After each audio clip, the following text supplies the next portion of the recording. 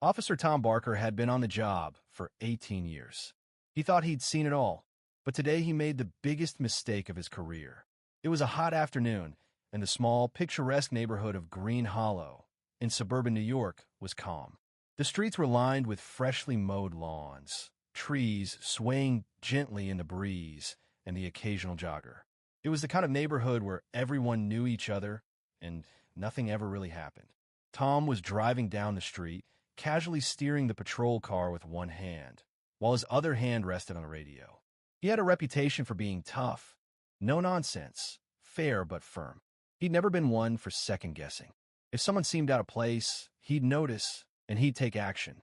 As he drove, he spotted her, a woman in her early 40s, athletic and confident. She jogged with a steady rhythm, wearing high-end running gear, her earbuds in, completely lost in her own world. She looked like she belonged, but something about her bothered him. Maybe it was the way she didn't even glance at the police car as it passed, which was odd, because most people at least acknowledged the presence of law enforcement. Or maybe it was the shiny black car parked outside a nearby house, a luxury sedan that just didn't belong in this neighborhood. Had she just come from there? Or was she snooping around? Tom wasn't sure, but he decided to stop anyway. He pulled the car over, tires crunching against the asphalt. He got out and placed one hand on his duty belt, making sure it was visible, not pulling anything, but signaling that he was in charge. He watched her slow to a stop as she pulled one earbud out, catching her breath. "Everything okay?" "Officer," she asked, wiping sweat from her forehead, sounding more annoyed than afraid. Tom squared up. "Where are you coming from?" She glanced around, clearly not thrilled by the question. "Just out for a jog. Home's a couple of blocks away. Mind showing some ID?" Her face shifted. The casual confidence was gone. She stood a little straighter, her posture tightening. "Why do you need to see my ID?" she asked, now more guarded. Tom ignored the question. He wasn't used to being challenged like this. "Just need to verify things." The woman sighed and placed her hands on her hips, clearly frustrated. "You're stopping me for jogging down the street?" Tom said nothing, but kept his steady gaze on her. "I don't need to carry ID when I'm jogging," she said flatly. "Ma'am, I'm investigating something. Just show me your ID." "Investigating what?" "The car parked in a driveway?" she asked with a smirk. "So now, jogging past the car is suspicious?" He stiffened. "You're refusing to cooperate." Her voice grew sharper. "I'm refusing to be harassed." That word, harassed, stung, and Tom's patience thinned. He didn't like having his authority questioned, especially in front of strangers. But his determination to maintain control pushed him to step even closer. "Show me your ID, or I'll arrest you," he snapped. For a brief moment, the tension hung in the air. She held his gaze and, with a subtle twitch of her fingers, reached for her phone. Tom misinterpreted the move, and in an instant his hand shot out to grab her wrist. Before she could react, he had her arm twisted behind her back, slapping on the handcuffs. "What the hell are you doing?" she shouted, trying to pull away. "You're under arrest for obstruction," Tom said, his voice almost robotic. As he tightened the cuffs, people began to gather. A man across the street pulled out his phone to record. A woman standing by her mailbox shouted that she wasn't doing anything. But Tom didn't care. His focus was on the woman in cuffs, and on the idea that he was right. "You're making a mistake," she growled, struggling against his hold. He just tightened the cuffs, ignoring the growing crowd. He was in control, or so he thought. A black SUV rolled up, dark-tinted windows, unmarked plates. Tom's heart sank as the driver got out. Captain Jeff Morgan, Tom's commanding officer. Morgan was not pleased. "Sergeant Barker," Morgan said with a cold, hard voice, "uncuff her." "Now." Tom froze. His breath hitched. He could feel his legs turning to jelly. "Sir, I said, uncuff her, Barker." Tom reluctantly reached for the cuffs, fumbling as he released them. The woman, Simone Daniels, rubbed her wrists, the red marks already forming. "Are you hurt?" Captain Morgan asked, turning to her. Simone shook her head, keeping her cool. "I'm fine," she said, not looking at Tom.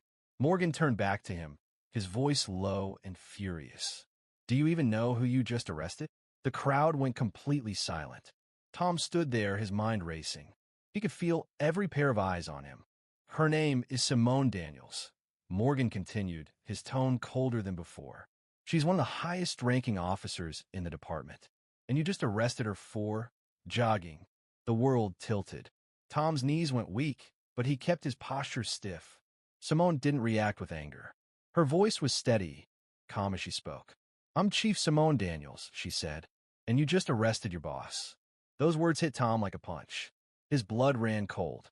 He hadn't just stopped an ordinary person.